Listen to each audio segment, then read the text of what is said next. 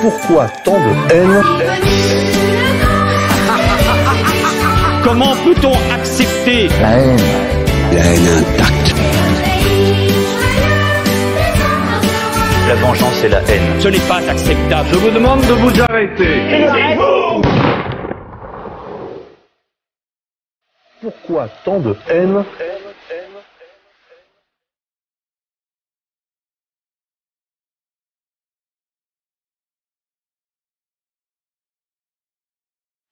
Chers amis auditeurs, bonjour, bienvenue pour cette édition de Pourquoi tant de haine, l'émission des génocides imaginaires, en compagnie de Xavier Poussard, directeur de la rédaction de Faits et Documents, Maître Viguier, avocat de combat, et Alain Soral, agitateur d'idées depuis 1968, éditeur, auteur.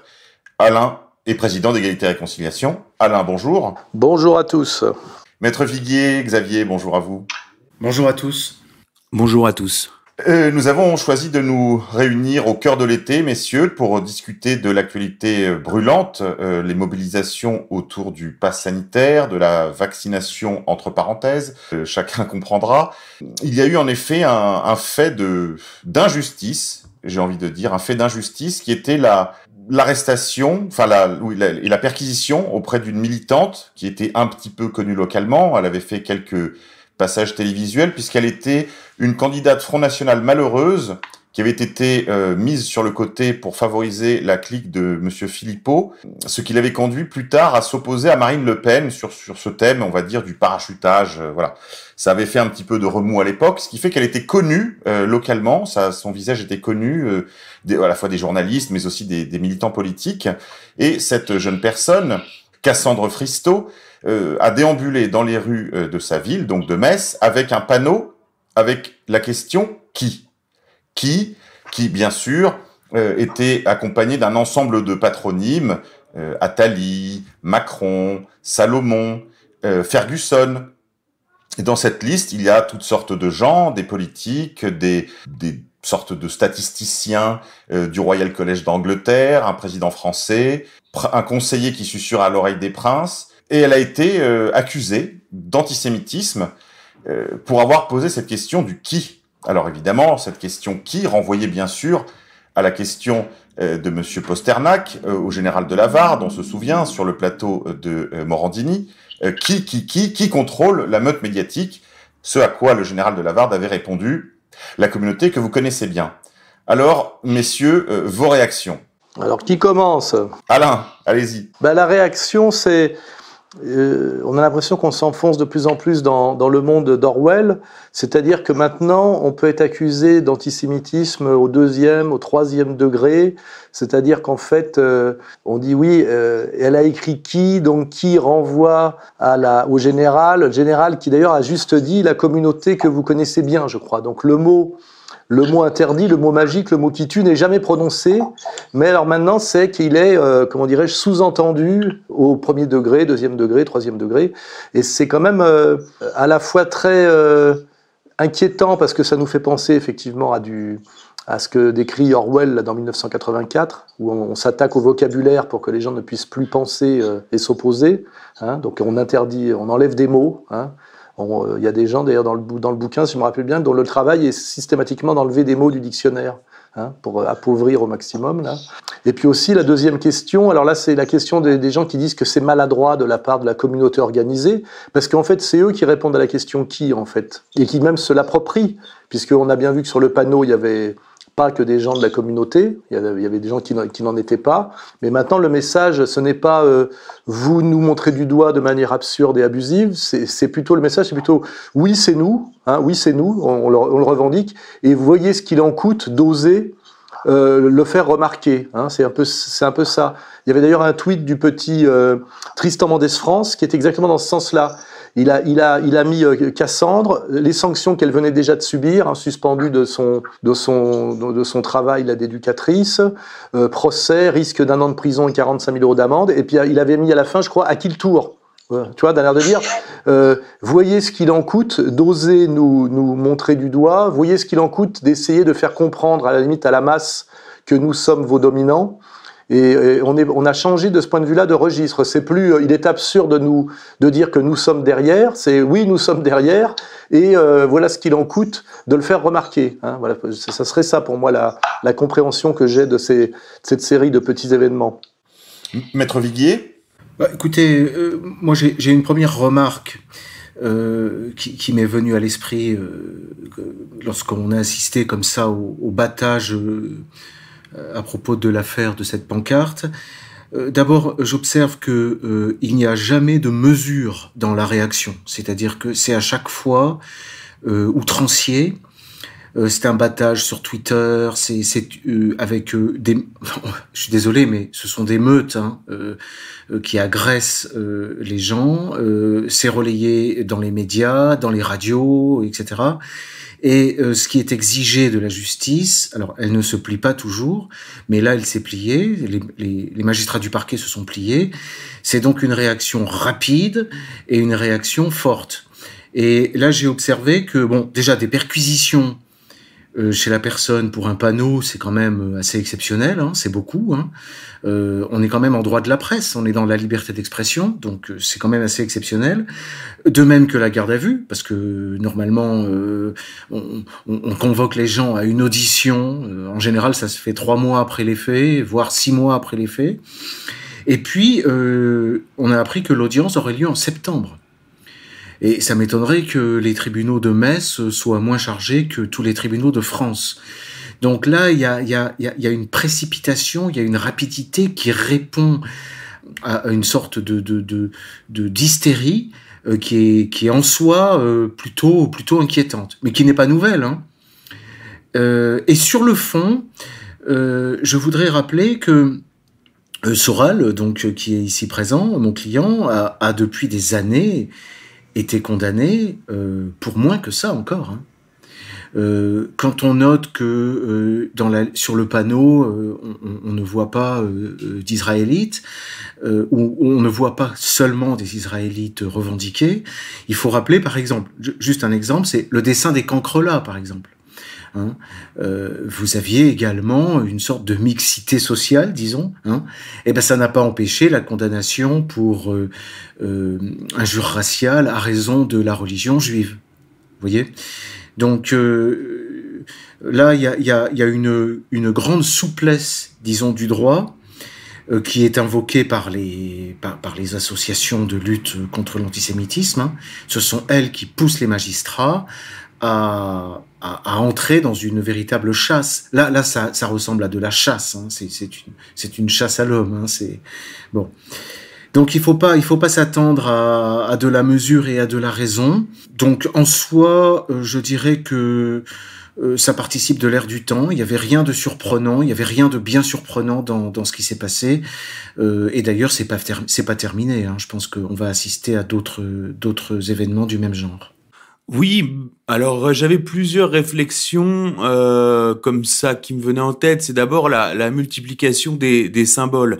Déjà, physiquement, cette fille incarne la française telle que les étrangers se la représentent.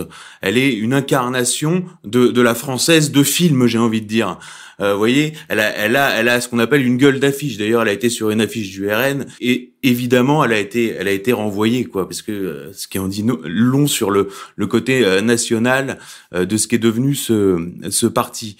D'abord, donc il y a ce physique. Ensuite, il y a ce nom Cassandre qui est le nom de celle qui annonce, hein. Donc il y a la Cassandre de la manifestation, puis il y a le faux Cassandre qu'on voit partout, qui est Jacques Attali et qui n'est pas un Cassandre mais qui est un initié. Donc on a comme ça une accumulation de kéros, et je m'étonne qu'une certaine droite, dont le livre de référence serait l'Iliade et l'Odyssée, ne soit pas capable de voir cette bataille où la bataille des dieux rejoint et s'articule avec la bataille des hommes, et qui est vraiment un trait vraiment caractéristique des événements qu'on vit actuellement quasiment au jour le jour. Deuxième réflexion, on sent que le pouvoir est aux abois. Alors on le voit, alors il y a des sondages qui sont sortis, on nous annonce des chiffres de vaccination qui sont de l'ordre de 78%, on nous dit que seulement 34% des Français soutiendraient le mouvement et que 50% y seraient hostiles, donc qui sont des proportions très faibles, je dirais, par rapport aux gilets jaunes. Donc ça, c'est le sondage IFOP qui est paru dans le JDD, donc qui officialise, si vous voulez, la perception qu'ont les Français de ce mouvement. Mais en même temps, on nous dit, on voit une mobilisation en hausse continue et on nous annonce 250 000, alors que sur les gilets jaunes, on était sur une baisse continue et on nous annonçait aux alentours de 100 000. Alors je discute pas les chiffres, si vous voulez, mais c'est plus les courbes qu'il faut regarder, évidemment, que les chiffres du ministère de l'Intérieur. De toute façon, il y a plus que les chiffres des ministères de l'Intérieur, il y a plus de chiffres d'organisateurs par définition.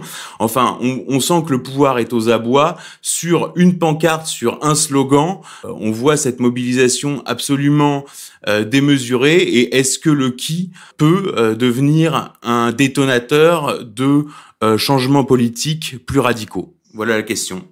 Alors, pour revenir aux remarques que faisait Alain Soral, vous disiez, Alain, que des mots ont été interdits, enfin, ils étaient supprimés même du dictionnaire.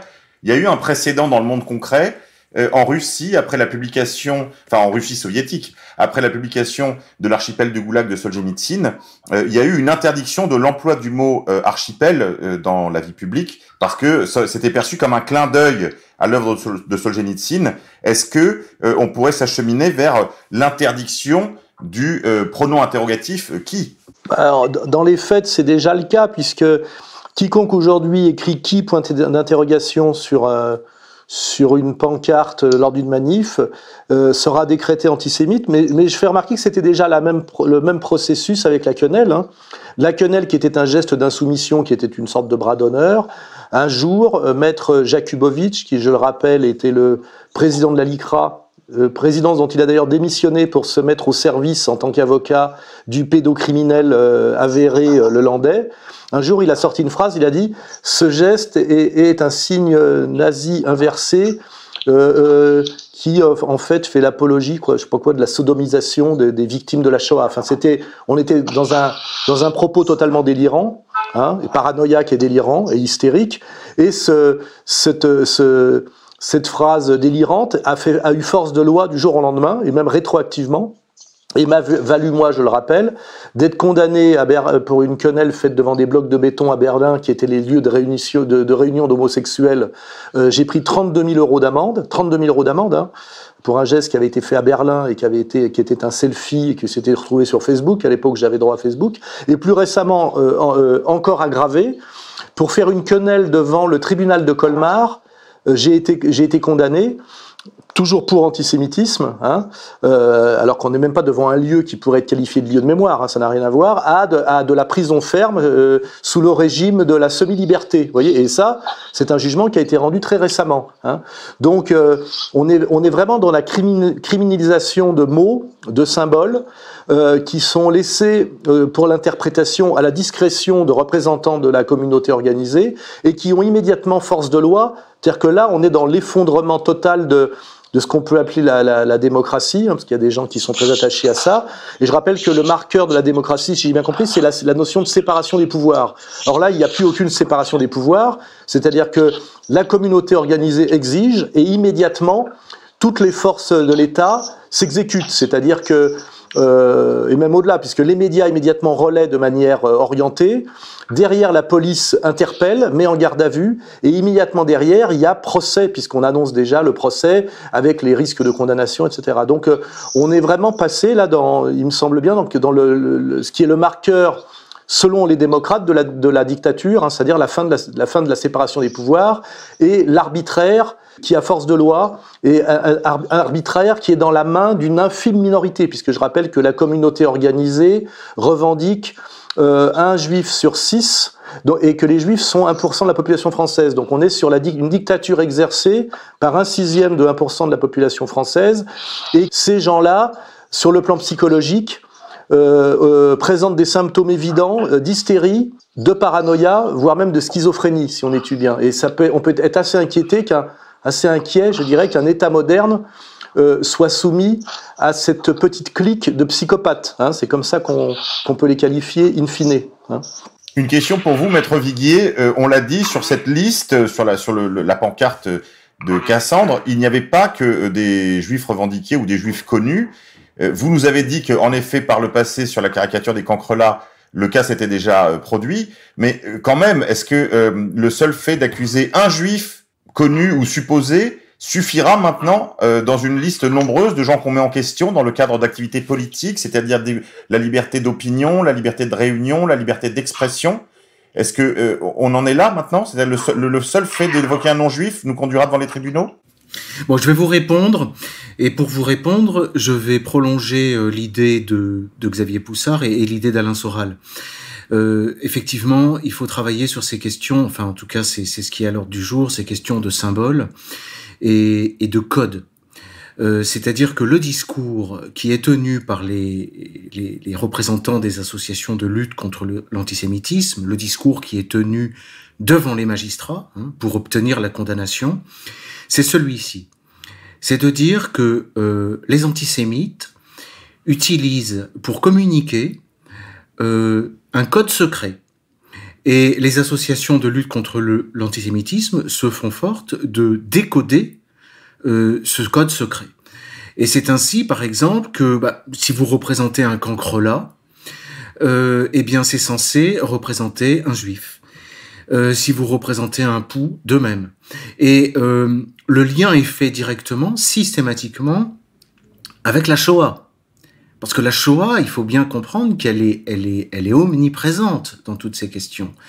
Et on rappelle aux magistrats que lorsque les Allemands et les Français d'ailleurs disaient aux Juifs « on vous envoie à l'Est », il fallait décoder.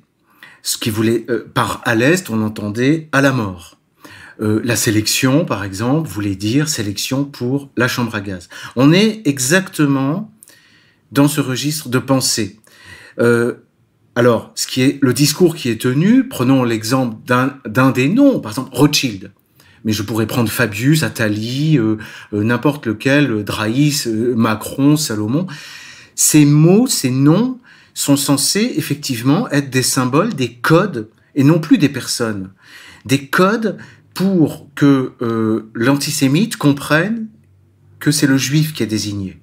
Voilà, ça c'est le discours qui est tenu devant les magistrats, et c'est comme ça que ces pancartes sont comprises. Donc, et alors, le code évidemment évolue, et on a vu récemment entrer dans la liste des mots codés et des signes codés, effectivement, l'interrogation « qui ?»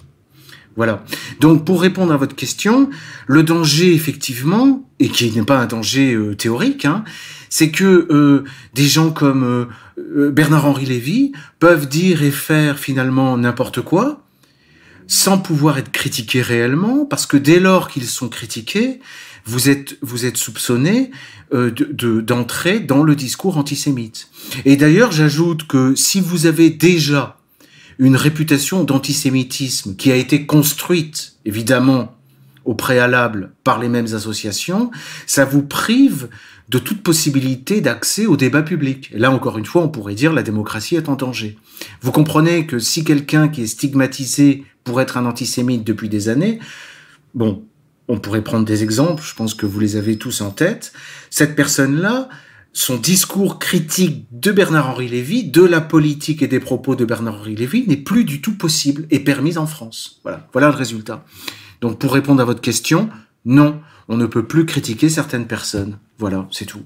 Xavier Poussard, récemment, un site internet qui s'intitulait « Ils sont partout » a disparu des radars. Est-ce qu'on peut faire le lien entre ces deux affaires ? Oui, alors pour rebondir à ce que disait Damien Viguier, c'est le crime quand même d'arrière-pensée, quoi. Et puis ensuite, c'est quand même une pensée fondamentalement complotiste. C'est-à-dire, imaginez qu'il y ait une organisation. D'ailleurs, ça renvoie beaucoup aussi à Maître Viguier parlait de la Shoah, mais dans l'imaginaire, il faut revoir le film qui est vraiment une matrice au niveau de cet imaginaire-là, qui est M le maudit. Si vous voulez, on est censé, le téléspectateur, le spectateur est amené à prendre en sympathie, en fait, je crois que c'est un tueur d'enfants. Et en fait, c'est la foule qui se met en mouvement pour le traquer. Et dans l'imaginaire communautaire, si vous voulez, en fait, cette foule représente la montée en puissance du nazisme. Et je pense que dans ce délire, hein, parce qu'il y a eu aussi, on parlait de symboles sur Cassandre, c'est, si vous voulez, c'est physiquement. Ça aurait été quelqu'un de plus caricatural.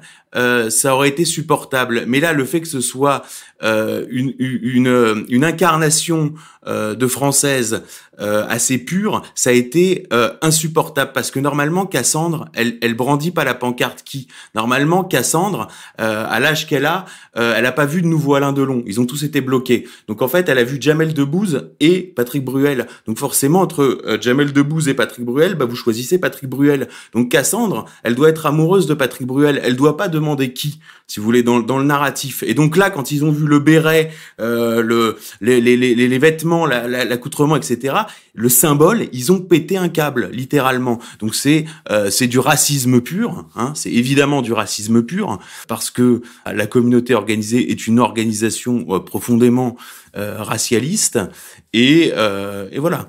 Et d'ailleurs, sur j'ai vu un article des décodeurs du Monde qui analysait la pancarte en expliquant pourquoi Klaus Schwab était juif. Moi, je savais pas du tout que Klaus Schwab était juif. Je pensais que c'était un Allemand ou un Suisse allemand. Enfin, je l'avais pas du tout identifié comme juif. Donc là, le Monde vient nous expliquer que Klaus Schwab est juif pour faire pour décoder la pancarte. Alors ensuite, sur le site Je suis partout, c'est un internaute qui s'amusait qui prenait des photos accessibles sur Internet et qui sous-titrait les personnalités liées à la communauté juive, exactement comme les gens de la communauté organisée font quand ils sont entre eux. C'est-à-dire que la seule question, c'est qu'est-ce qui est bon pour nous? Est-ce que lui est juif? Il ne se pose que ce genre de questions. Faut bien comprendre. J'invite les gens à lire Actualité juive. Enfin, je veux dire, c'est bien plus radical que démocratie participative. Voyez, hein, il liste les juifs. Lui, il est juif. Lui, il est de la communauté. Qu'est-ce qui est bon pour nous? Est-ce que c'est bon pour nous? Est-ce que c'est bon pour eux? Etc. Enfin, faut vraiment lire. Lisez Actualité juive. Vous emmerdez pas à lire démocratie participative. Donc voilà. Cet internaute a fait 10% enfin vraiment rien, et là c'est pareil, ce sont le Darmanin qui a voulu faire du zèle, a cru judicieux de s'acharner, et là c'est ce qu'on appelle, je crois, l'effet stressante.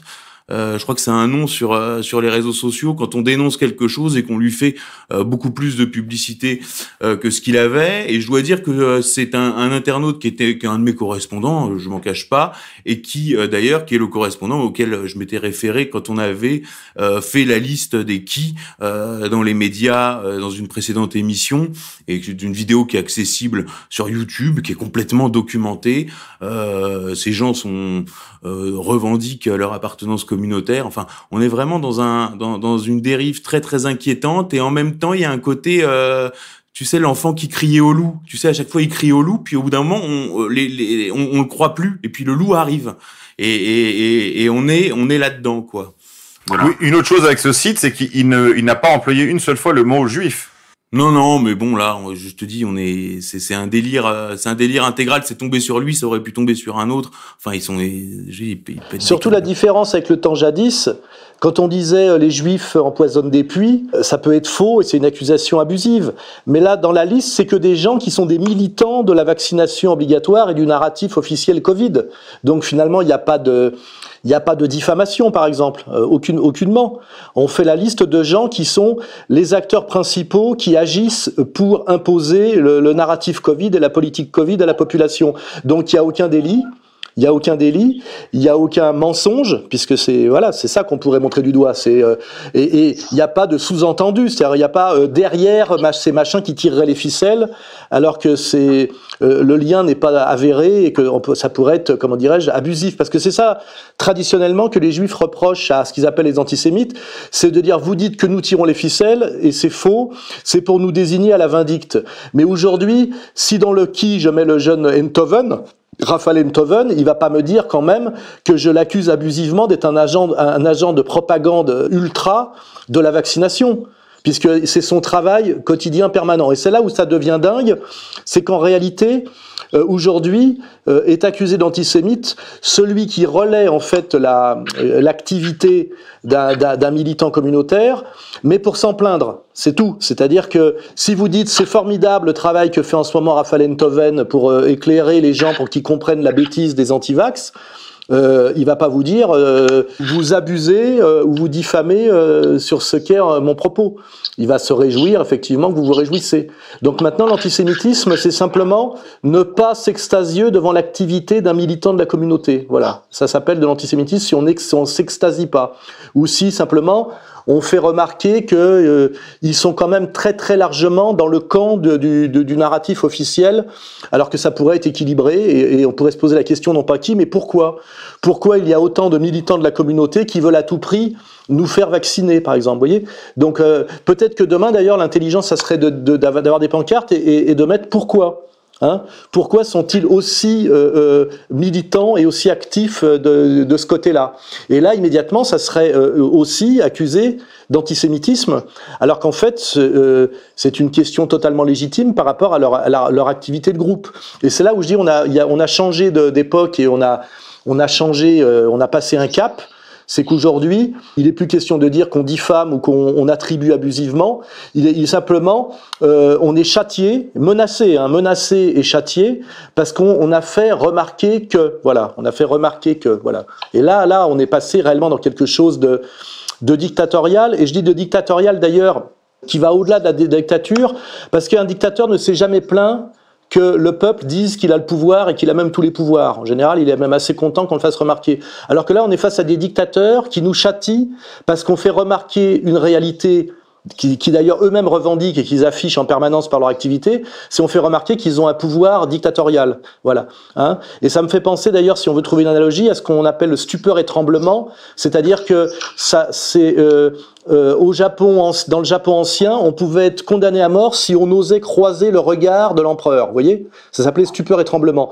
Quand l'empereur passait, vous deviez regarder par terre et afficher, comment dirais-je, une attitude de stupeur et de tremblement pour bien marquer la différence, la distance abyssale qui séparait le simple mortel de l'empereur. Hein. Et là, on pourrait transposer le simple gentil de l'élu. Et là, on est vraiment là-dedans. Aujourd'hui, on est dans la dictature d'une communauté qui pratique une politique qui ressemble d'assez près à ce qu'était le code de conduite citoyen dans l'empire japonais d'avant la défaite. Vous voyez, hein, c'est stupeur et tremblement. Alors, ça me fait penser à plusieurs choses que vous dites, Alain.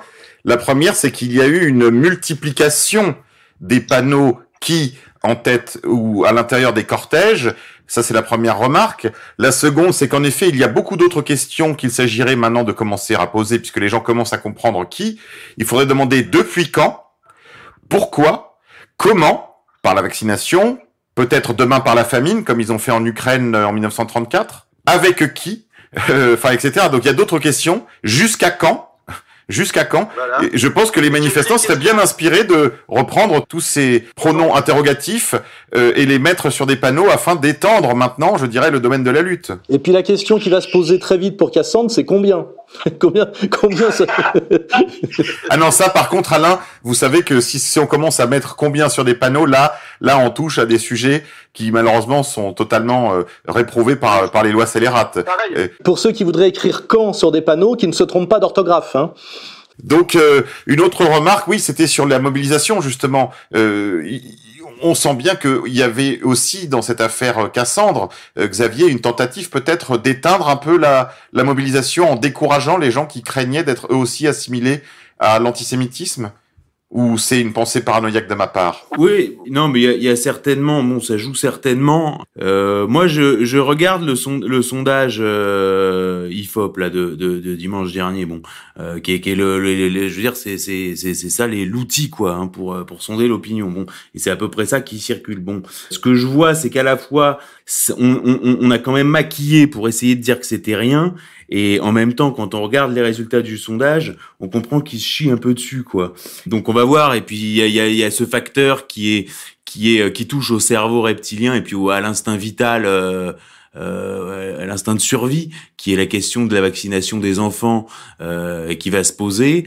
Et parce que là, jusque-là, bon, qu'on vaccine à la limite des retraités sur la côte atlantique et qu'on règle en marge le problème des retraites, parce que c'est ça en fait la vaccination pour l'Occident, hein, c'est ça. Et puis qu'on vaccine des gens du tertiaire qui de toute façon n'auraient pas eu d'enfants. Bon, jusque-là, on est dans l'acceptable, quoi. Puis voilà.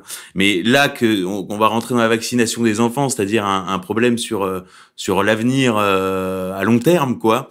Ça va, on va voir quelle corde ça touche. Et moi, je pense que le gouvernement peut même arriver à faire machine arrière. Alors ça peut être si on se projette, ça peut être ou un reconfinement, mais ce qui serait bizarre puisqu'on a quand même vacciné 78% des Français. Hein, c'est ça le chiffre officiel. Je me rends pas compte parce que je trouve les terrasses à Paris étrangement vides pour des gens qui soi-disant auraient tous à 80% le pass sanitaire. Ça me semble, je sais pas. Alors on me dit aussi que le taux de vaccination est lié aux aides qu'on touche de l'Europe. Alors je sais pas. Peut-être qu'il y a les chiffres sont pas si exacts que ça. Voilà. Mais donc est-ce qu'on va vers un reconfinement? Est-ce que on va débloquer un médicament nouveau avec une molécule nouvelle qui soignera le coronavirus ce coronavirus sans passer par la vaccination pour désamorcer justement le discours complotiste? Est-ce qu'on peut être par des stratégies de vague, hein? On voit bien que Macron, le 12 juillet, il annonce tout, il met le paquet, il met la colère, puis c'est au début de l'été, donc comme ça on se dit bon, l'été va se passer, donc ça chauffe un peu. Enfin, vous voyez, c'est comme le lait sur le feu, quoi. C'est l'apprenti sorcier, quoi. Il y a toutes les casseroles en même temps, et faut avoir plusieurs fers au feu, etc. Donc faut voir ça aussi dans le long terme. Et puis au niveau du grand reset, on voit bien que sur la dépopulation mondiale, s'il faut passer de 7 milliards à 1 milliard comme c'est annoncé et revendiqué d'ailleurs, est-ce qu'on va aller vacciner un par un tous les Africains? Est-ce qu'on va aller vacciner un par un tous les Égyptiens, tous les Pakistanais? Tout ça me semble extrêmement compliqué. Et dans le livre de Schwab,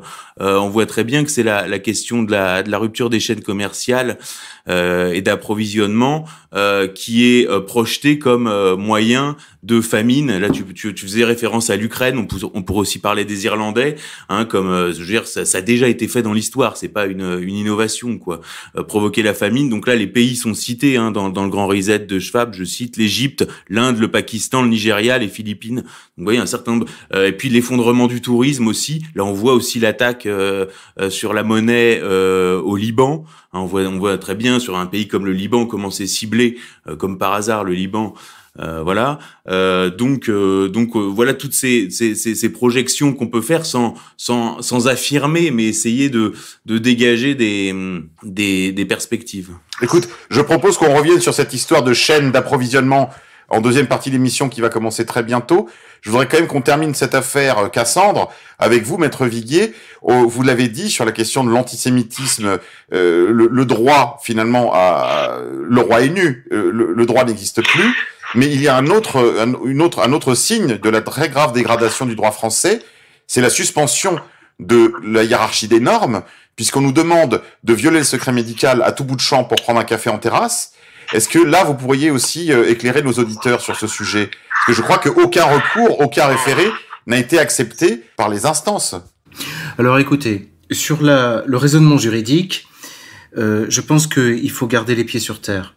Et pour rester sur le cas qui nous intéresse, hein, le cas du panneau de Cassandre, pour ajouter une dernière chose, en tout cas de ma part, il faut rester sur l'analyse du concret. C'est-à-dire, on a là une pancarte et il faut faire des comparaisons. C'est comme ça qu'on réfléchit. Et la comparaison qui peut venir à l'esprit immédiatement, c'est celle avec l'étoile jaune. Ces étoiles jaunes qui portaient l'écrit non vacciné. Vous voyez? Donc là, vous voyez qu'on a déjà un éclairage juridique, justement, et on rentre pas dans parce que, excusez-moi, mais ces histoires de hiérarchie des normes, vous rentrez dans un délire qui est exactement le délire du système, hein. Bon. Alors, restons sur le cas. Ce que l'étoile jaune nous a appris, c'est qu'effectivement, la question primordiale, c'est la question qui porte le symbole. Et Xavier Poussard faisait remarquer tout à l'heure qu'ici on avait une jeune femme française vraiment typique. Il a oublié de mentionner d'ailleurs le Burberry, qui à mon avis a été déterminant. Et c'est ça qui détermine le sens du message. C'est-à-dire que le message n'est jamais analysé en lui-même et pour lui-même. Il est toujours analysé en fonction de celui qui l'énonce. Et on l'a bien vu pour l'étoile jaune, puisque des étoiles jaunes qui étaient portées, par exemple, en Israël, par des manifestants anti-vaccins, ne suscitaient aucun problème. Et il faut aller plus loin, c'est-à-dire qu'il faut que les Français se souviennent et comprennent, et ça c'est le message qu'ils ne leur est pas dit suffisamment clairement. Il faut que les Français comprennent que dans le drame de la Shoah, ils ne sont pas victimes. Dans le drame de la Shoah, le peuple français est du côté des coupables. Et c'est ça, à mon avis, que rappelle la réaction au port de l'étoile jaune non vaccinée. Ce qui est insupportable, c'est de voir les complices de la Shoah, les descendants des complices de la Shoah, revendiquer le symbole des victimes. Et finalement, pour la pancarte, il faut comprendre qu'elle est analysée, peut-être inconsciemment, de la même manière, c'est-à-dire que ce qui est insupportable, c'est le côté de la liste, si vous voulez. Voilà. Quand vous avez une liste de juifs portés par une Française, ça renvoie directement à la chambre à gaz. Bon, voilà. C'est dans cette mentalité-là qu'il faut arriver à se placer. Et je sais que mes confrères des associations nous écoutent, et je pense pas qu'ils me démentiront sur cette analyse. Alain, il y avait des sujets que vous vouliez aborder.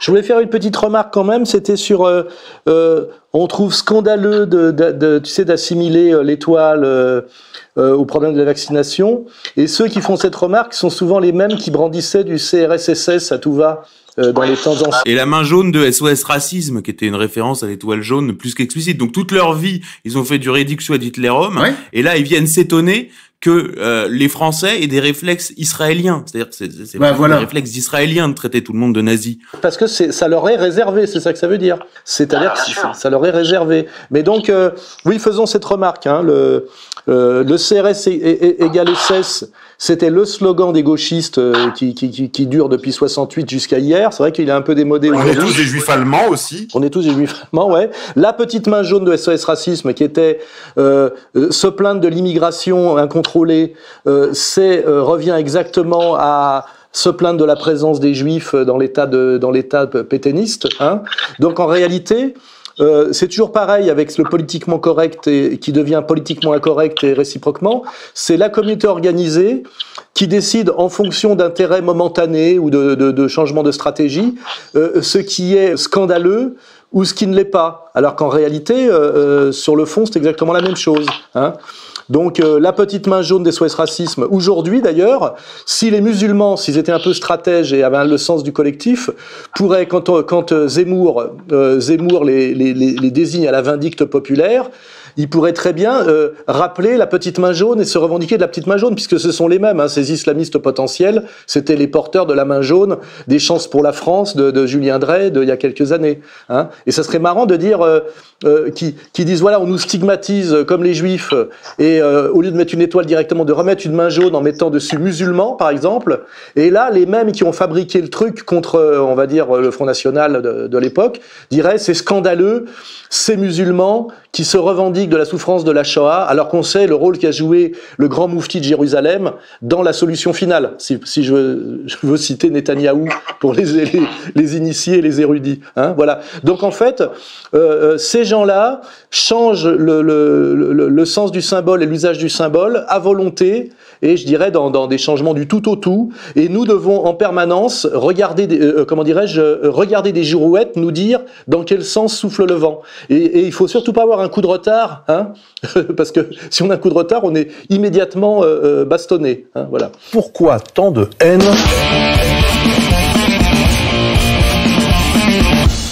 Alors, on va se retrouver pour cette seconde partie du magazine Pourquoi tant de haine sur l'affaire Cassandre. On va élargir un peu les horizons. Xavier, tout à l'heure, vous évoquiez avant la coupure la situation en fait qui est produite à la fois par les confinements, par, on peut dire aussi une sorte d'abaissement de toutes les instances supranationales du genre Union européenne, Union asiatique, etc., par des décisions, le retour de la décision nationale, surtout pour la reprise en main des frontières de nombreuses nations dans le monde, y compris en Europe. D'ailleurs, on a vu que chacun, au début de la pandémie, avait un petit peu tiré la couverture à soi. On a entendu parler de stocks de masques qui étaient retenus sur des tarmacs. On a entendu parler d'aide internationale qui venait de Chine pour venir aider les Italiens. Voilà. Donc, dans ce contexte-là, on rentre dans une certaine démondialisation, mais pas du tout celle qu'on aurait souhaité, celle qui pourrait déboucher, disiez-vous, sur une rupture profonde des chaînes d'approvisionnement.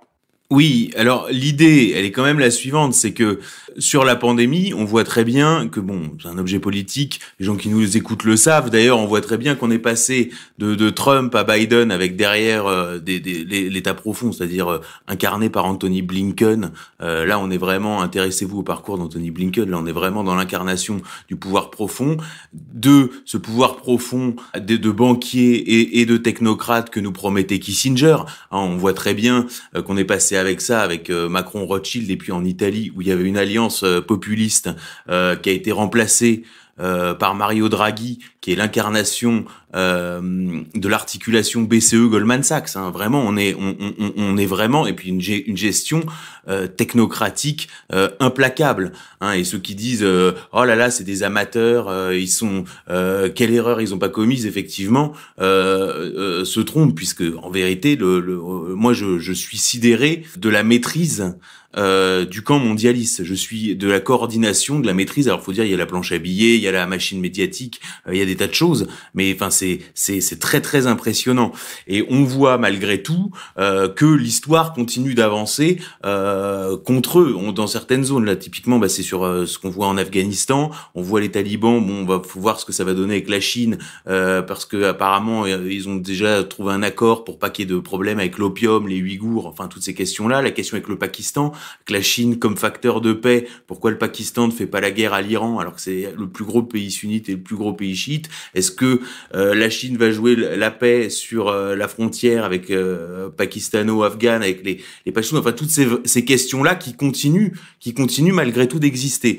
Et est-ce que les mondialistes, en faisant avancer leur agenda, ne sont pas tentés, je dirais, de renverser la table pour se maintenir? C'est exactement, vous voyez, vous avez deux ados qui jouent à la PlayStation, et au bout d'un moment, il y en a un qui sent qu'il va perdre, et il débranche le jeu, quoi. C'est tout simplement. Et il y a de ça dans le Grand Reset. Et le point central, c'est l'articulation entre cyberpandémie, décrit par Schwab, cyberpolygone, je crois, c'est-à-dire la rupture de l'internet mondial, avec qui détruirait cette chaîne logistique, cette chaîne d'approvisionnement interconnectée, et qui plongerait le monde dans une rupture qui est similaire à ce qui s'est passé en 1859 avec la fin des premières télécommunications suite à une tempête solaire. Faut s'intéresser à cet événement-là, mais là qui serait démultiplié de par la place qu'a pris Internet dans toute la logistique. Et donc là, on voit très bien ce qui est annoncé. Je veux dire, lisez dans le Grand Reset de Schwab, on nous dit plus la croissance démographique est élevée, plus nous perturbons l'environnement, plus le risque de nouvelles pandémies est élevé. Donc il faut réduire la population. Et là, ils nous disent, Schwab écrit, la rupture des chaînes commerciales et d'approvisionnement causée par la pandémie provoquera une dévastation immédiate. De nombreux pays du Moyen-Orient et du Maghreb sont particulièrement à risque. Etc. Dans les pays plus grands comme l'Égypte, l'Inde, le Pakistan, le Nigeria et les Philippines, pour lesquels les envois de fonds sont une source cruciale de financement extérieur, cela créera beaucoup de difficultés et rendra leur situation économique, sociale et politique encore plus fragile, avec une possibilité très réelle de déstabilisation. Et ensuite, donc tout est cité comme ça. Et est-ce que cette possibilité-là va arriver effectivement via la cyberpandémie? Est-ce qu'ils vont aller jusque-là, ce qui reviendrait à renverser la table pour bloquer effectivement l'irrésistible ascension de la Chine, quoi? Très bien, Xavier, merci. Il y a aussi d'autres aspects que j'aurais voulu qu'on aborde, messieurs. C'est quelle est la suite, quel est l'épisode qui va suivre la pandémie? On imagine bien que les passes sanitaires pourraient être rapidement finalement remballés, comme le disait Xavier tout à l'heure. On pourrait imaginer que on les remballe finalement on aura quand même passé une marche, on les remballera parce qu'il y aura peut-être des médicaments, peut-être parce qu'en fait on mettra la vaccination obligatoire pour tout le monde, ce qui fait que d'une certaine façon le pass sanitaire deviendra inutile. On ne pourra plus rien faire sans passe sanitaire pendant une brève période, y compris ses courses alimentaires. Je ne sais pas si vous avez vu passer cette information, mais dès à présent, pour aller faire ses courses dans les hypermarchés de la région Rhône-Alpes, il faut désormais présenter un passe sanitaire. Alain Soral, est-ce qu'on va passer de la pandémie à l'holodomor, à peut-être la famine, ou en tout cas une certaine forme de pénurie qui se traduit d'ores et déjà dans la hausse des prix? La question, c'est de savoir si nos maîtres oligarchiques ont les moyens de se faire obéir, je dirais, au deuxième niveau, par ce qu'on appelle les capots, hein, ou les cadres, quoi. Parce que c'est ça la question. On a un peuple qui forcément est victime d'une stratégie politique globale et dont la colère est obligée de monter, puisqu'on est en train de ruiner des commerçants, des restaurateurs, imposer une dictature assez absurde à des gens qu'on a habitués aux droits de l'homme, à la démocratie, etc. Donc on voit bien l'intérêt du haut de la pyramide. On voit bien leur intérêt, évidemment. Mais il faut se rappeler que c'est une petite bande de vieillards, hein, ce qu'on appelle des boomers, qui sont assez peu nombreux, assez vieux, et si simplement on prend déjà leurs rejetons, c'est-à-dire leurs enfants sont déjà ont plus du tout le même niveau de maîtrise et de brutalité que leurs parents. On peut faire le parallèle d'ailleurs avec l'armée israélienne, vous voyez. L'armée israélienne de l'époque de la guerre des 6 jours, c'était quand même quelque chose, hein. Il y avait un rêve israélien, il y avait vous voyez, on parlait d'une nouvelle race de juifs, hein, le juif guerrier, etc. La fin de la voussure, on disait comme ça. Et aujourd'hui, on voit très bien que les Israéliens, si on regarde Tel Aviv, ce sont des jeunes qui fument du shit, qui écoutent de la musique mondiale, qui n'ont pas très envie de se frotter au Hezbollah, hein. Donc on a ce problème, je dirais, il faut réfléchir presque, je dirais, plus qu'en classe sociale, mais en strate. Comment structurer le pouvoir? C'est que qui va, comment dirais-je, sur le terrain, imposer les mesures insupportables, voire jusqu'à génocidaires, au peuple? C'est ça le problème. Alors on a parlé effectivement de la raison peut-être pour laquelle on remplissait l'Europe occidentale et la France notamment de migrants, c'est-à-dire de jeunes Africains venus de zones de guerre de 20 ans, qui pourraient à un moment donné être enrôlés au-delà de Uber. Uber, c'est peut-être le stage d'échauffement. Ils font du vélo pour être en forme, et après on leur demandera de nous imposer le respect des mesures. Mais parce que sinon, on voit bien que le simple flic, qui est aussi quand même un Français nourri aux droits de l'homme et à l'antiracisme, va avoir du mal quand même à traîner des enfants par les cheveux avec la maman qui hurle derrière pour aller les vacciner de force. Donc moi, la grande question, c'est est-ce que tout ça n'est pas un peu du bluff, et quels sont les moyens réels et non pas les moyens virtuels, parce que tout le reste c'est du virtuel. La communication est virtuelle, les décisions sont virtuelles, l'argent même est virtuel d'une certaine manière, mais dans le réel, comment ces dictateurs vont-ils réussir à se faire obéir du peuple? Entre le peuple en souffrance et le dictateur, il faut qu'il y ait les forces de police d'une certaine manière. Il faut qu'il y ait les matraqueurs. Alors on a vu effectivement qu'avec l'épisode Gilets jaunes, ils les avaient encore. Et là, effectivement, on a eu le message que les forces de police ne seraient pas, elles, vaccinées, pour donc faire respecter le vaccin aux autres. On comprend bien, effectivement, c'est de la corruption en réalité. On donne des primes aux flics pour qu'ils matraquent le peuple en se sentant effectivement du côté des privilégiés plutôt que du côté du peuple en souffrance, en leur filant des petits privilèges, la non-vaccination, des primes, etc. Mais la vraie question, c'est combien de temps cela peut-il tenir? Quels sont réellement les effectifs?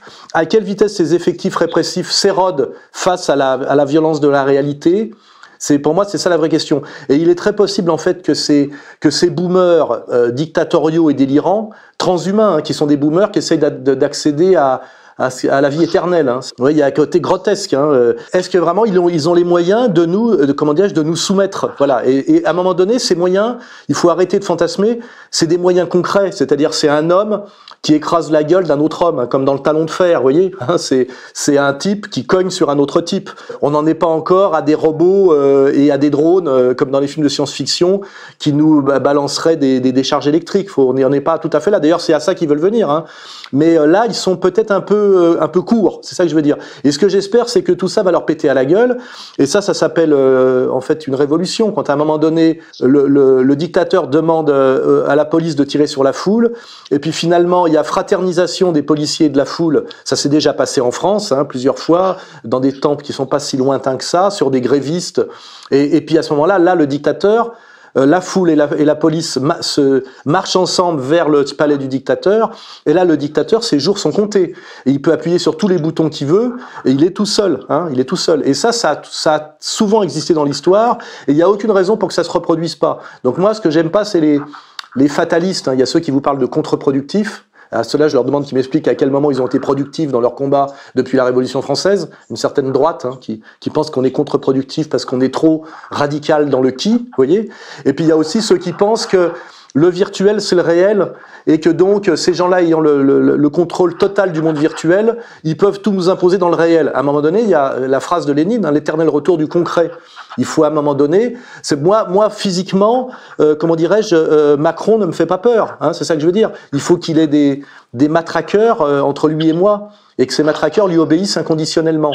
Et tout ça est soumis aux aléas du temps, hein, de la réalité. Et moi, j'espère et je travaille au moment où l'homme en uniforme qui est entre Macron et moi, à un moment, il décide de taper sur Macron et plus sur moi. Et ça a toujours existé dans l'histoire, et on est quand même dans un processus d'aggravation d'illégitimité, d'absurdité même, pour certains, qui va dans le sens de ce retournement, hein, de l'homme en uniforme qui, à un moment donné, va se retourner contre le donneur d'ordre. Et c'est à ça qu'on travaille, c'est à ça qu'il faut travailler, c'est ça qu'il faut espérer, et je dirais, c'est quand même un peu ça aussi le sens de l'histoire. C'est pour ça que moi, je n'aime pas, comment dirais-je, les défaitistes et les gens qui prennent justement le narratif officiel qui est très virtuel, qui s'y soumettent en réalité. Hein, ces gens-là sont quand même des escrocs. Et à un moment donné, l'escroc, il faut le démasquer comme escroc, pas valider son escroquerie. Voilà. Et moi, voilà comme je vois les choses, et c'est pour ça que je reste un optimiste. Maître Viguier, quelques commentaires? Là, c'est difficile pour un juriste de donner un avis. Écoutez, un juriste, traditionnellement, il a d'abord une crainte, lui, c'est celle de l'anarchie, c'est-à-dire du vide institutionnel.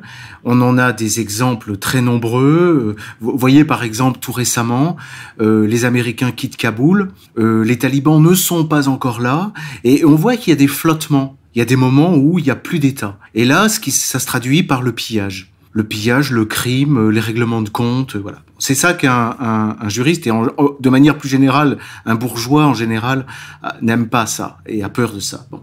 Le recours dans des situations comme la nôtre, c'est pas forcément le chaos. Moi, il y a un terme qui est en train de perdre ses lettres de noblesse, et franchement, je le déplore beaucoup. C'est à propos de ce qui se passe au plan sanitaire en France. Hein. On utilise beaucoup trop le mot de dictature. Parce que c'est un mot qui est noble, et en réalité, un juriste vous dira qu'on n'est pas réellement en dictature. Hein. Tout se fait dans les clous, dans le respect des règles. Ce sont les autorités compétentes qui prennent les mesures qu'elles ont le droit de prendre. Et c'est malheureux de parler de dictature sanitaire. On peut parler de tyrannie sanitaire, mais la dictature, c'est qui passe parfois par le coup d'État. Dans des situations de crise grave, la dictature, c'est vraiment le salut de la nation. Donc ça, je voulais simplement, c'est la remarque que ça m'évoque, hein, toutes les catastrophes à venir que l'on peut imaginer. Voilà, c'est une remarque un petit peu, c'est tout. Merci, maître. Pour tout vous dire, messieurs, moi, je voudrais vous faire part aussi de mes craintes. Moi, ma crainte, je crois que vous l'avez compris déjà, c'est la famine. Alors évidemment, elle va pas venir du jour au lendemain. Xavier, je voudrais vous entendre là-dessus. Vous disiez tout à l'heure hors micro que pour ce qui est de l'Afrique, c'est pas le vaccin qui va les stériliser et donc régler le problème de la population mondiale pour les ultra riches mondialistes du genre de Klaus Schwab ou de Monsieur Bill Gates. Vous parlez là plutôt pour le coup de rupture des approvisionnements alimentaires venus de l'extérieur, pour le coup. C'est la question que posait Alain, c'est le Great Reset, combien de divisions? Vous voyez? Et le problème, c'est que au bout d'un moment, là, j'étudie un autre sujet qui s'appelle ce qu'on appelle le Quad, c'est-à-dire en fait l'alliance que sont en train de mettre en place les États-Unis pour encercler la Chine. Vous voyez? Et le Quad comprend le Japon, donc qui est un pays vieillissant, l'Australie, qui est une nation bizarre, les États-Unis et ont-ils encore envie de se battre, et l'Inde. Donc on voyait que l'idée c'était quand même d'envoyer les Indiens sur les Chinois, quoi. Mais il y avait un retard conséquent dans l'adaptation, enfin dans la mise à niveau technologique et au niveau de la formation de l'armée indienne. Donc c'était toutes ces questions-là qui se posaient. Moi, honnêtement, vous voyez, si il faut comprendre, dès le mois d'octobre, Vladimir Poutine a lancé des avertissements, en disant, en substance, ceux qui veulent renverser la table, nous n'avons qu'une chose à leur dire, c'est que nous nous couvrirons pour pas prendre froid à leur enterrement. Vous voyez, avec une référence un peu au Covid. Vous voyez, et on voit tout ça. Donc il y a quand même le rapport de force, il y a le jeu des nations qui continue. Le Covid devient un objet de relations internationales. Bon, voilà, si après une bande de fous a comme idée de couper l'internet mondial pour déstabiliser les chaînes d'approvisionnement et les chaînes alimentaires, alors parce que bon, tout le monde est d'accord qu'il faut un rééquilibrage de la mondialisation, consommer local, etc. Mais cette chose-là doit être faite dans les règles, par une série de normes au fur et à mesure. Ça, tout le monde est d'accord. Mais couper l'internet mondial pour créer une famine et régler comme ça la surpopulation du Nigeria de façon hypocrite, en fait, parce que ce que reproche le reste du monde à l'Occident, c'est qu'il faut bien comprendre, l'Occident c'est un tas de nigauds ramollis par la société de consommation, dirigés par une poignée de psychopathes. Et ça, tout le monde l'a compris dans le monde, hein. Tout le monde sait ce que c'est que l'Occident. Il y a que les Occidentaux qui ne savent pas ce que c'est que l'Occident. Et si l'Occident veut continuer à vivre et ne pas s'effondrer, il faut justement une prise de conscience, et cette prise de conscience, malgré tout, elle nous est imposée par la vaccination des enfants. Et là, les gens prennent véritablement conscience de la bête, quoi. C'est la bête, effectivement, c'est la bête de l'événement, comme dirait Macron. Donc voilà, il y a d'abord la solution intérieure qui repose sur nous, et puis il y a aussi des facteurs extérieurs qui, eux, sont des garde-fous. Alors aussi, j'apprécie pas trop aussi le côté anti-chinois. Là, on voit qu'il y a des officines anti-chinoises qui essayent de récupérer le mouvement contre le pass sanitaire, avec The Epoch Time ou ce genre de choses. Bon, voilà, aussi, ne pas sans arrêt se tromper d'adversaire. Je veux dire, le pass sanitaire, c'est ni les nazis, ni les Chinois. Et que un type qui a déjà été emmerdé dans sa vie par des nazis ou des Chinois, si ça lui est arrivé, qu'il m'écrive. Hein, voilà. Au bout d'un moment, faut... Et c'est pour ça que qui ça les dérange. Si vous voulez que le pass sanitaire soit les nazis ou les Chinois, vous pouvez y aller. Limite, il n'y a pas de problème. Mais vous voyez, là, on touche le nerf principal. Voilà. Très bien, messieurs, le temps avance. Je voudrais donner quelques perspectives aussi pratiques à nos auditeurs. Maître Viguier, qu'est-ce que les parents ont comme recours, soit juridique, soit dans l'ordre de l'action, pour prévenir l'injection de thérapie, enfin de produits expérimentaux dans des enfants qui ne sont l'objet d'aucune épidémie d'affection respiratoire aiguë à la rentrée 2021. Que faut-il faire, Maître Viguier? Retirer ces enfants de l'école? Écoutez, sur ces questions, depuis le départ, depuis en passant par le pass sanitaire, mais en partant au confinement, les autorisations de déplacement, etc. L'idée, c'est que je l'ai écrit, on n'attrape pas un poignard par la lame. Les Français ont été dressés depuis des décennies au légalisme. C'est-à-dire tout est dans les textes, et c'est pour ça qu'on voit des gens essayer d'invoquer la Déclaration universelle des droits de l'homme, la Déclaration de 1789, la Convention européenne des droits de l'homme, etc. Bon. Mais le droit n'est pas que dans les textes et n'est pas que dans les lois.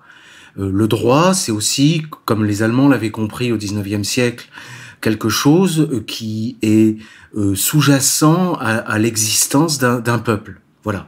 Donc je pense que si les Français finissent par comprendre qu'ils ont un droit, et notamment un droit à la survie, ça vaudra tous les arguties et toutes les invocations de textes et de procédures. Donc plutôt l'action que le bouclier de papier et le crayon d'Étienne Chouard. Moi je dirais plutôt la réflexion, parce que pour moi c'est de la réflexion, parce que quand on exerce un recours ou quand on entre dans une procédure, ça s'appelle exercer une action, vous voyez, donc les mots sont codés là également. Hein. D'accord, très bien, merci maître. Pour les parents qui le souhaiteraient, je rappelle qu'il y a une campagne qui a été lancée par de nombreux parents, ARE, année de retrait de l'école 2021. Dès la rentrée, on peut retirer ses enfants de l'école, d'ailleurs à tout moment, par une simple lettre, puisque je le rappelle, malgré la désinformation qui circule sur ce sujet, l'interdiction de l'instruction en famille ne prendra pleinement effet qu'à la rentrée 2022. Donc là, on a déjà une année pour le faire, et ceux qui l'auront fait avant l'année 2022 pourront proroger ce retrait des enfants des écoles, c'est-à-dire cette instruction en famille, pour au moins les 2 rentrées qui suivront. Alain Soral, quant à vous, quel message pouvez-vous adresser à nos auditeurs pour préparer cette rentrée qui s'annonce très chaude ? Moi, ce que je suis dans l'espoir, hein, puisque l'espoir, c'est sans espoir, il n'y a pas de politique. Hein. La politique désespérée, ça consiste à regarder le monde vous tomber dessus comme un spectacle. Donc moi, je suis dans l'espoir, et mon espoir aujourd'hui, c'est de me dire que on va assister, je l'espère, à la jonction des Gilets jaunes et de la Manif pour tous. Et ça, c'est un grand espoir, parce que c'est la jonction, on va dire, des exclus de la croissance et de gens qui étaient dans une lutte des classes, même malgré eux, donc rejetés par la bourgeoisie et ceux qui s'accommodent de la mondialisation, et à qui on a répondu par leurs légitimes revendications en leur arrachant les yeux et les mains. Donc ils sont toujours là, ils n'ont rien obtenu, ils sont là en latence, hein. D'ailleurs ils sont déjà là dans les grosses manifs anti-pass sanitaires, et ils vont établir la jonction, je pense, sur la question des enfants et de cette angoisse qu'on veuille piquer des enfants qui ne risquent pas d'être malades avec des produits expérimentaux qui peuvent mettre leur avenir gravement en danger sur le plan de la santé, sur le plan de la fécondité, etc. Et donc ça touche la Manif pour tous, c'est-à-dire, on va dire, la bourgeoisie, hein, moyenne et supérieure, cultivée, des villes, qui s'est mobilisée très très massivement à l'époque de la loi dite Taubira. Voilà. Et rappelez-vous que c'était quand même à un moment donné 800 000 personnes sur le Champ de Mars, hein, et puis malheureusement il y avait des petits malins, toujours pareil, qui sont là pour maintenir la colère dans le giron, hein, ce qu'on appelle l'opposition contrôlée, qui quand ils ont 800 000 personnes à leur disposition, au lieu de leur dire ceux qui veulent maintenant on marche sur l'Élysée, il en reste 400 000, hein, faites marcher 400 000 familles sur l'Élysée, aucun gendarme ne va tirer, et on rentre dans l'Élysée et on change la donne, parce qu'à ce moment-là il y a un sit-in qui s'opère, les télés viennent et on est rentré dans un processus révolutionnaire. Mais quand on vous dit dissolution, on rentre chez nous, ça me rappelle le mot de Maurras en février 34, hein, ce qui fait qu'après on a le Front populaire en 36. C'est quand vous avez réussi à réunir à un même endroit 800 000 personnes en colère et motivées, vous leur dites pas de rentrer chez eux à 18h, hein, ça sert à rien. La preuve, ça n'a servi à rien. Et là, on a quand même effectivement l'expérience des Gilets jaunes, qui savent comment ils ont été traités, l'assise bourgeoise de la Manif pour tous, réunis sur la question des enfants, et si vous additionnez la Manif pour tous et les Gilets jaunes, vous avez le prolétariat en souffrance, la bourgeoisie cultivée qui ne veut pas qu'on touche à ses gosses, hein, et là on a quelque chose, je dirais presque une alliance prolétariat-classe moyenne, hein, ce dont j'ai souvent parlé dans notamment mon texte, qu'il faudrait d'ailleurs que je ressorte à un moment donné sur le passage des Gilets jaunes aux Gilets bruns, voyez. Et là je pense qu'il y a le saut qualitatif révolutionnaire au niveau du potentiel, hein, voilà. Et moi ce que j'espère, c'est que cette violence exercée par le gouvernement, bon, qu'on qualifiera pas de dictature, parce qu'après, bon, c'est des questions de définition de termes, hein, mais cette violence exercée sur le peuple français va produire cette jonction Gilets jaunes, Manif pour tous, et que là, ça va produire une déferlante transclasse, hein, c'est très important, puisqu'en général, on arrive à maintenir le pouvoir sur les antagonismes de classe, hein, on monte les classes contre classes, mais là, on va avoir un mouvement transclasse, de fraternité de classe qui se fait sur les enfants, donc sur quelque chose qui est au-delà de l'économique, hein, voilà.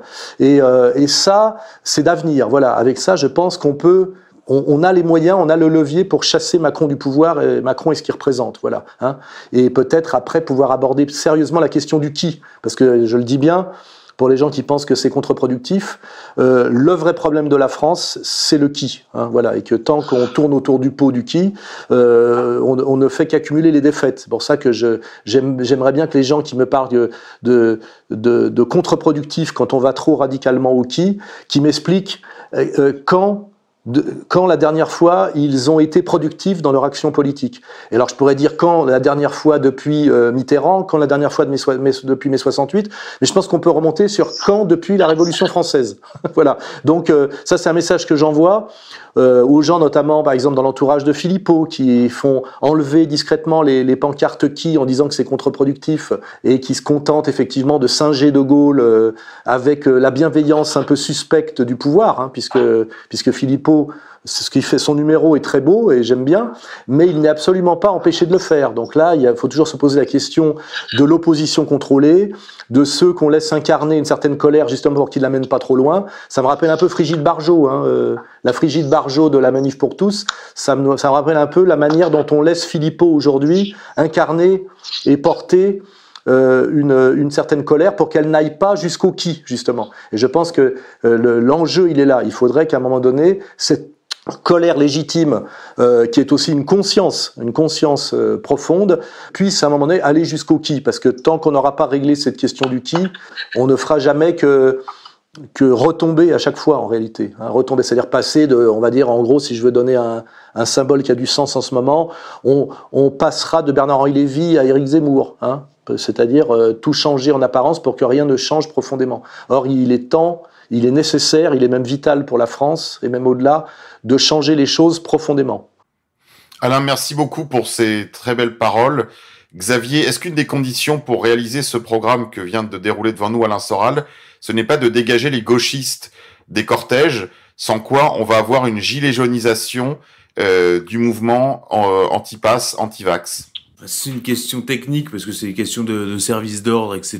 Bon, qui sont d'ordre technique. Non, sur le qui en France, faut bien comprendre que ce que j'expliquais à propos de l'Occident, c'est que toute la Terre a compris ce qu'était l'Occident et tout le monde a compris que le QG du qui, quelque part, était en France, un peu comme dans le film Edge of Tomorrow, si vous voulez. C'est-à-dire le cœur de la bête, hein, si vous voulez, il est à Paris. Son cœur idéologique, son poumon. Je rappelle que Epstein se fait arrêter à New York en revenant de Paris, que Ghislaine Maxwell est française, que toute l'affaire Epstein avance considérablement. Vous aurez un documentaire à la rentrée qui sort, un documentaire britannique.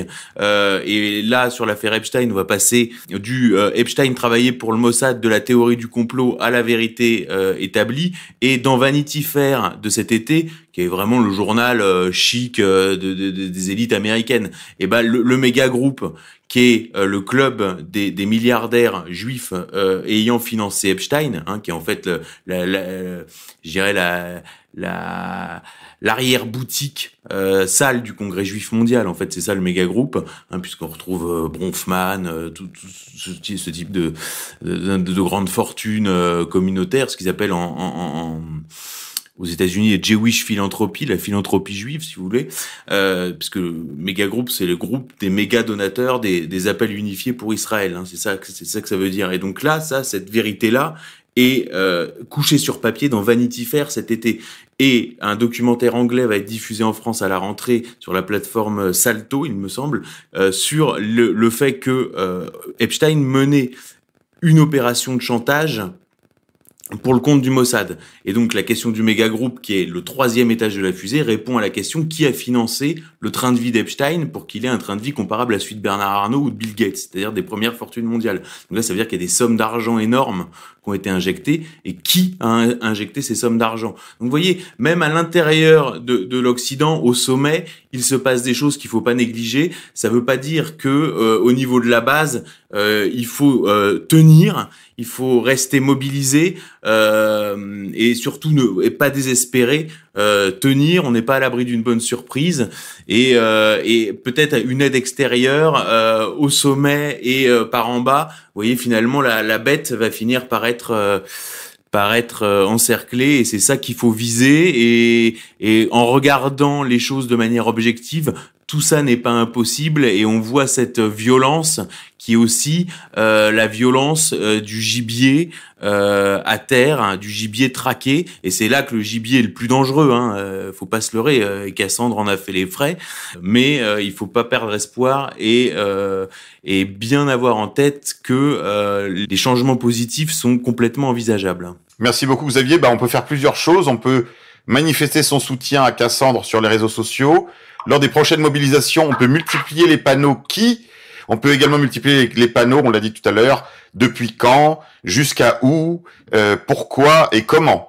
Et puis, bien sûr, acheter les livres de Maître Viguier et d'Alain Soral, qui chacun de manière très différente, nous permettent aussi de conserver le calme des vieilles troupes, de nous donner du terreau pour notre réflexion, pour je dirais, pour plonger les racines de nos mobilisations dans les terres immobiles, n'est-ce pas, de l'intériorité que propose également Égalité Réconciliation, je dirais, dans son versant de librairie et de maisons d'édition. Voilà, tout cela, toute la lecture du livre d'Alain Soral, évidemment, permettra, j'en discutais longuement avec les camarades lors du festival de la réconciliation qui vient de s'achever. Il y a ces deux, je dirais, ces deux activités, hein, métapolitique et politique. Et vous l'aurez compris, chers amis auditeurs, Égalité Réconciliation est au cœur ardent de la mobilisation et, si Dieu le veut, demain, de la révolution. Chers amis, je vous remercie infiniment et je vous donne rendez-vous pour un prochain Pourquoi tant de haine, l'émission des génocides imaginaires. En attendant, nous comptons également sur votre générosité pour l'encouragement, le financement participatif de la rédaction de Combat, aussi bien que de ERFM, la radio en couleur d'Égalité Réconciliation. Chers messieurs, chers maîtres, à très bientôt. Merci à vous. N'oublions pas faits et documents, hein, parce que si moi je travaille beaucoup sur le comment, le qui quand même est porté principalement par le travail de notre ami Xavier, le travail de faits et documents. Tout le qui est en faits et documents, et même au-delà du qui. Si je peux faire une petite promo, parce que moi je suis là depuis 2 ans, j'ai travaillé sur un peu d'ailleurs à l'aveuglette, et puis en fait ça s'est révélé avoir un sens, c'est-à-dire d'abord le réseau, c'est-à-dire le réseau qui a la manœuvre sur l'opération Covid-19 Grand Reset, qui est en fait le réseau Epstein, qu'on appelle le méga groupe. Donc ça, c'est une série de 11 numéros de faits et documents que vous pouvez commander, qui est, je le dis honnêtement, je pense que ce qui s'est fait de plus complet sur l'affaire Epstein, au moins au niveau francophone. Ensuite, il y a l'événement Covid-19 le Grand Reset. Donc là, une série de 8 numéros avec les acteurs, les documents, tout est sourcé. Il y a rien de délirant, c'est que des documents sourcés, etc.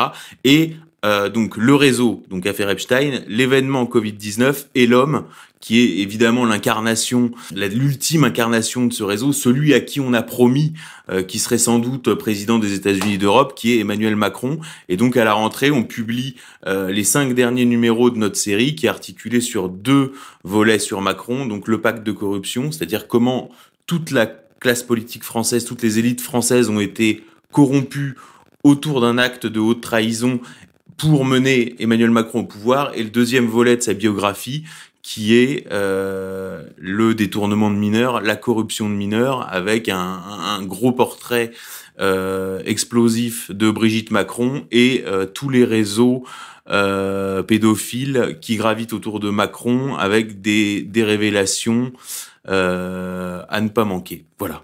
Merci infiniment, Xavier. Monsieur K, je voulais vous remercier également et dire au revoir à tout le monde et préciser une dernière chose pour les juristes et pour les non-juristes, c'est que le péril de mort donne au peuple absolument tous les droits. Et il n'y a pas du tout besoin d'aller pleurer à l'ONU ou auprès du Conseil de l'Europe ou je ne sais où. Le droit, il le puise dans la nécessité de sa survie. Voilà. Merci infiniment, maître. Alain Soral, Dieu vous garde, à bientôt. Oui, moi je suis très stimulé par tout ce qui se passe, parce que même si la bête de l'événement est là, je pense que le but de la vie d'un chrétien, et je pense que c'est quand même ce qu'on est, c'est l'attente du moment, et on s'est préparé pour ça, du combat contre la bête. Hein. Et donc nous avons cet incroyable privilège de vivre dans nos vies cet événement eschatologique vertigineux qui est le combat contre la bête. Des gens sont venus avant nous qui n'ont pu que le préparer, que le théoriser, que l'annoncer. Nous allons le vivre et nous sommes des combattants, je crois. Donc moi, je suis plus que jamais ragaillardi, en tant que boxeur, de me dire que je vais demain combattre la bête. Voilà, je n'ai vécu que pour ça. Pourquoi tant de haine ? Comment peut-on accepter La haine intacte. La vengeance et la haine. Ce n'est pas acceptable. Je vous demande de vous arrêter. Pourquoi tant de haine